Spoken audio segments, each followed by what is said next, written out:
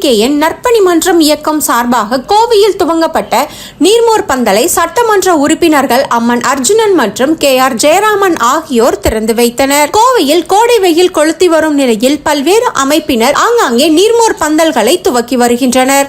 இதன் ஒரு பகுதியாக கோவை மாவட்டம் தலைமை சிவகார்த்திகேயன் நற்பணி இயக்கம் சார்பாக கோவை செட்டி வீதியில் நீர்மோர் பந்தல் அமைத்து பொதுமக்களுக்கு தர்பூசணி மற்றும் மாம்பழம் ஜூஸ் மற்றும் கிரேப் ஜூஸ் வழங்கப்பட்டது. கோவை மாவட்ட தலைமை சிவகார்த்திகேயன் நற்பணி மன்றம் இயக்கத்தின் தலைவர் வினோத்குமார் ஏற்பாட்டில் நடைபெற்ற இந்த நிகழ்ச்சியில் சிறப்பு விருந்தினர்களாக சட்டமன்ற உறுப்பினர் அம்மன் K அர்ஜுனன், KR ஜெயராமன் ஆகியோர் கலந்து கொண்டு நீர்மோர் பந்தலை திறந்து வைத்தனர்.